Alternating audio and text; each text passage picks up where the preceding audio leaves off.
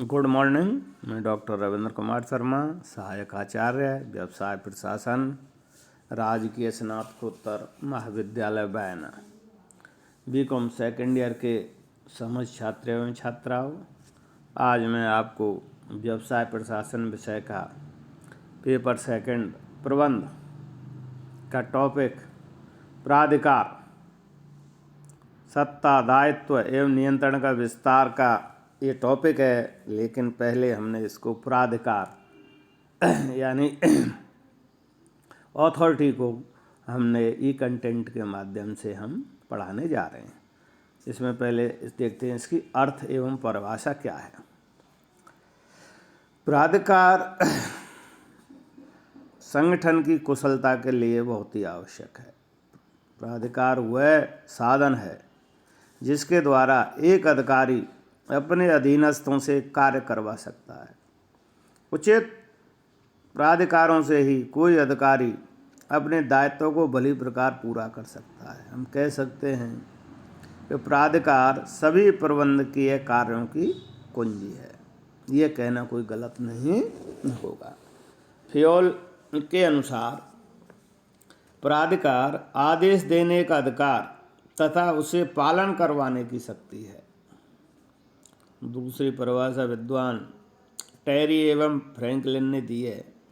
प्राधिकार दूसरों से कार्य करवाने का आदेश देने एवं उसकी अनुपालना करवाने का अधिकार है। ये हम अगर देखें तो किसी भी व्यावसायिक संगठन में अधिकारियों एवं कर्मचारियों या अधीनस्थ अधिकारियों का एक क्रम होता है, जिसमें उच्च स्तर पर उच्च अधिकारियों के पास प्राधिकार निहित होते हैं।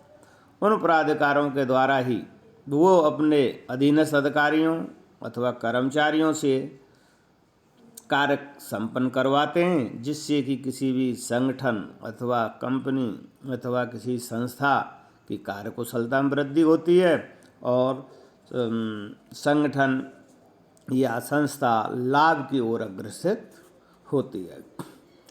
अब प्राधिकार इसलिए जरूरी होता है जिससे कि अधीनस्थों से कार्य पूर्ण समय में निश्चित समय अवधि में संपन्न करवाया जा सके। प्राधिकार की कुछ विशेषताएं हैं जो कि हम इनका निम्नलिखित हम वर्णन कर रहे हैं। पहले, प्राधिकार एक अधिकार है जो शक्ति की प्रकृति का होता है। बिना पावर्स के क्या है कि कोई भी अधीनस्थ कार्य करने में रुचि नहीं लेता है।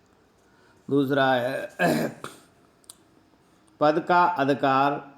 यह एक पद का अधिकार है, ना कि पद धारित करने वाले का।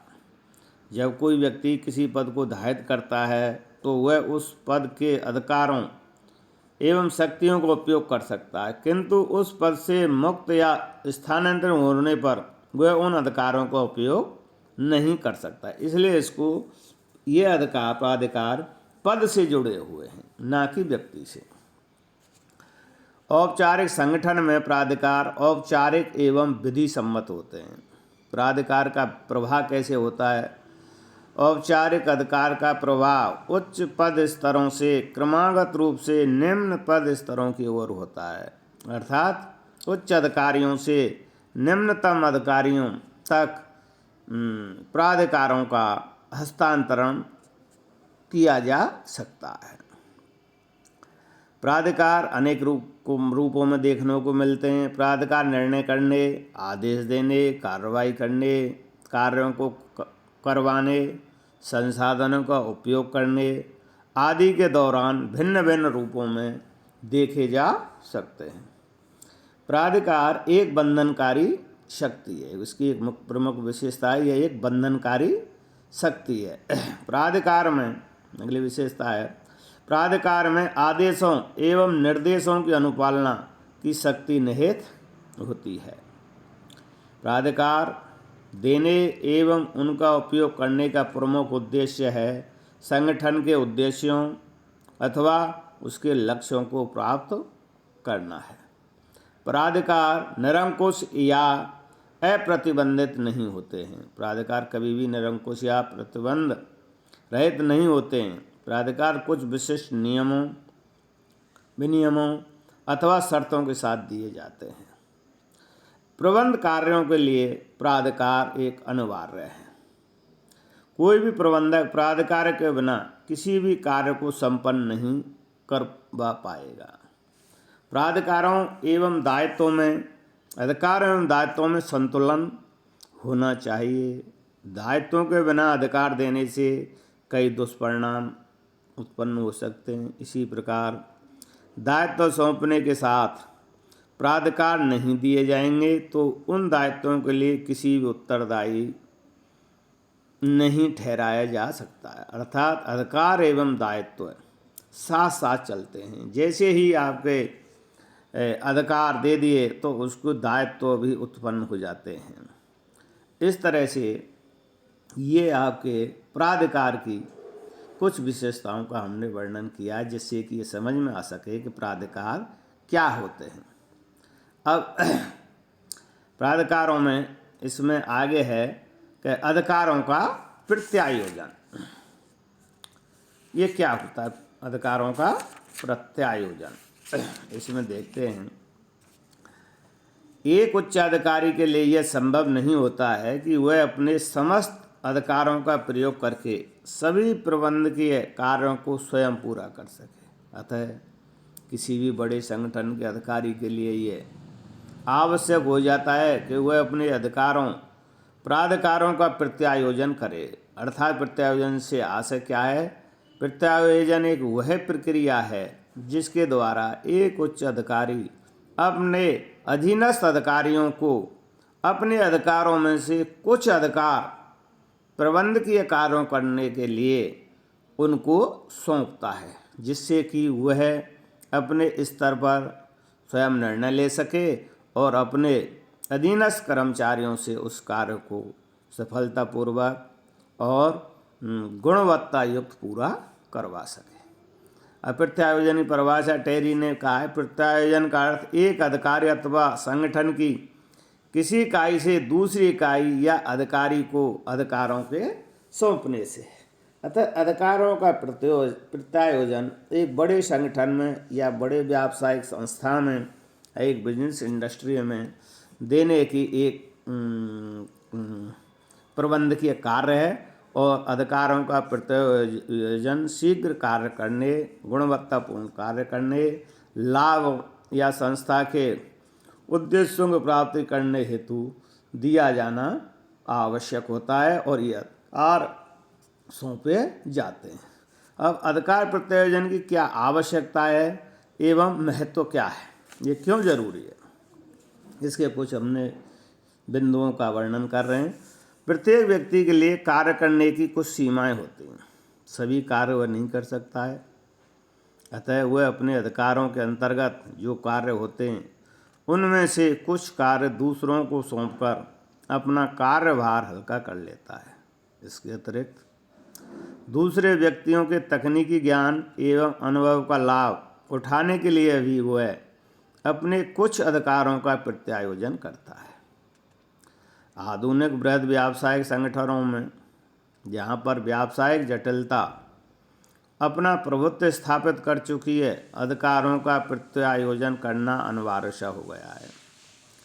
प्रबंधक संगठन के अन्य महत्वपूर्ण कार्यों जैसे नियोजन, समन्वय, नियंत्रण आदि में ही इतने व्यस्त रहते हैं कि उन्हें संगठन के दिन प्रतिदिन के कार्यों को करने के लिए समय ही नहीं मिल पाता है। अतः अधिकारों का प्रत्यायोजन अपरिहार्य है। इसके प्रमुख कई कारण हैं जो हम एक एक कर रहे हैं। प्रबंध कार्य का आधार या प्रबंधक की कुंजी पहला बिंदु है। अधिकारों के प्रत्यायोजन की आवश्यकता है महत्व का। प्रबंध दूसरों से कार्य करवाने की कला है, किंतु दूसरों से कार्य तभी करवाया जा सकता है जब उन्हें अधिकार प्रदान किए जाएं। अतः अधिकार प्रत्यायोजन दूसरों से कार्य करवाने की एक प्राथमिक आवश्यकता है। अधिकार प्रत्यायोजन प्रबंधकीय कार्यों के निष्पादन की कुंजी है। दूसरा है इसका कारण संगठनात्मक व्यवस्था का आधार। अधिकार प्रत्यायोजन संगठनात्मक व्यवस्था का आधार भी है। अधिकारों का प्रत्यायोजन किए बिना संगठन संरचना का निर्माण ही संभव नहीं है। संस्था में ऊपर से नीचे तक अधिकार प्रत्यायोजन की प्रक्रिया चलती है, इसलिए संगठनात्मक पदानुक्रम व्यवस्था भी जन्म लेती है। तीसरा इसका कारण है शीघ्र निर्णय। अधिकारों का प्रत्यायोजन कर देने से संस्था के सभी सदस्य अपने ही स्तर पर निर्णय कर सकते हैं, अर्थात अधीनस्थ जो अधिकारी है वह अपने स्तर पर निर्णय ले सकता है किसी भी कार्य करने के लिए, और उसको अपने उच्च अधिकारी की तरफ ताकना नहीं पड़ता और निर्णय शीघ्र लिए जा सकते हैं।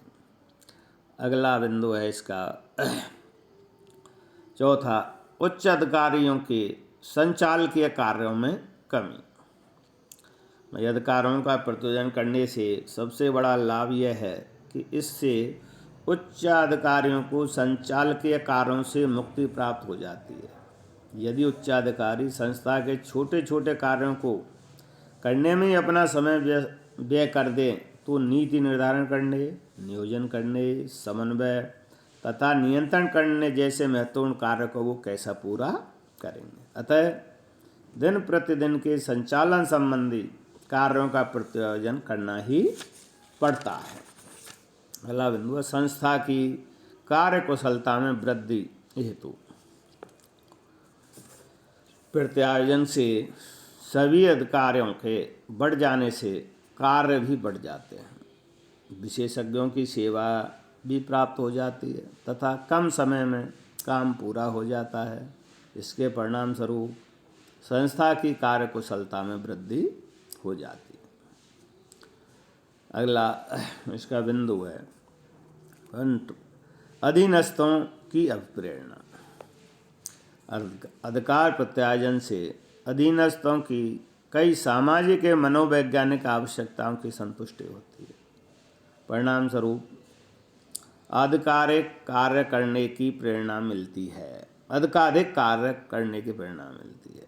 एक अच्छी कार्य क्षमता के लिए आवश्यकताओं को संतुष्ट करने एवं अप्रेरणा देने के लिए प्रबंधकों के पास प्रत्यायोजन एक विधि है, अर्थात अधीनस्थ अपने को ये अभिप्रेरित होते हैं कि हमको अधिकार प्राप्त होते हैं, हमारी कंपनी में एक अच्छे पहचान बनती है, और जब अधीनस्थ इसी कारण से वह प्रेरित होकर अच्छा कार्य करते हैं। अगला कारण है अधीनस्थों की योग्यता में वृद्धि। अधिकारों का प्रत्यायोजन करने से अधीनस्थों को अधिकार प्राप्त होते हैं, वे अपने विवेक के अनुसार कार्य करते हैं। इससे अधीनस्थ धीरे धीरे उन कार्यों को करने में कुशल हो जाते हैं। इस प्रकार सतत अधिकारों के प्रत्यायोजन से अधीनस्थों की योग्यता में वृद्धि होती रहती है और वे आगे के पदों पर भी आसानी से पहुंच जाते हैं। यदि कोई व्यक्ति प्रबंध के उत्तरोत्तर पदों पर चढ़ना चाहता है तो उसे प्रत्यायोजन की कला सीखनी चाहिए, ये प्रोफेसर विलियम न्यूमैन ने कहा है। अगला अधिकारों के प्रत्यायोजन की आवश्यकता महत्व का बिंदु है मनोबल में वृद्धि। प्रत्यायोजन के कारण संस्था में अधीनस्थों की स्थिति में सुधार होता है तथा उनके कार्यों को भी महत्व मिलने लगता है। इससे अधीनस्थों को कार्य संतुष्टि प्राप्त होती है, अतः उनमें अधिकाधिक कार्य करने की इच्छा स्वतः जागृत होने लगती है। इससे कर्मचारियों के मनोबल में वृद्धि होती है और वे पूर्ण निष्ठा के साथ किसी भी संगठन में या व्यावसायिक इकाई में तन मन से कार्य करते हैं। अगला इसका बिंदु है 10वां प्रभावकारी नियंत्रण। 9वां अधिकारों का प्रत्यायोजन करने के बाद भी अंतिम उत्तरदायित्व अधिकारी का ही रहता है, अतः वह अपने अधीनस्थों पर एक प्रभावकारी निरीक्षण व्यवस्था लागू रख सकता है। और अंतिम बिंदु है इसका 10वां, मानवीय सीमाओं का पूरक। मानव असीमित मात्रा में कार्य नहीं कर सकता है, यह उसकी एक बहुत बड़ी सीमा है। अतः वह प्रत्यायोजन का सहारा लेकर अनेक कार्यों का बीड़ा उठा सकता है। अर्थात प्रत्यायोजन मानवीय सीमाओं का पूरक इसलिए है क्योंकि एक व्यक्ति किसी भी व्यावसायिक इकाई में समस्त कार्यों का ना तो निरीक्षण कर सकता है, ना उनका क्रियान्वयन कर सकता है और ना उसमें कार्यकुशलता में वृद्धि कर सकता है। अतः वह अपने अधीनस्थ अधिकारियों को अपने उच्च अधिकारों में से, अपने प्राप्त अधिकारों में से कुछ अधिकारों का हस्तांतरण करता है। हस्तांतरण का उद्देश्य कार्य को शीघ्र करवाना, कार्य कुशलता के साथ करवाना एवं अधीनस्थों में मनोबल में वृद्धि करना और वो अपने पूर्ण निष्ठा के साथ कार्य करने के लिए प्रेरित होते हैं।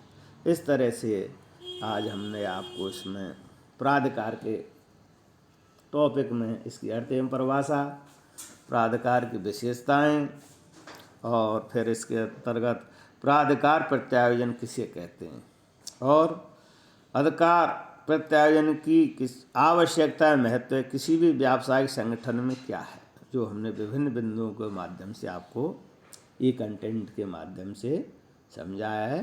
धन्यवाद।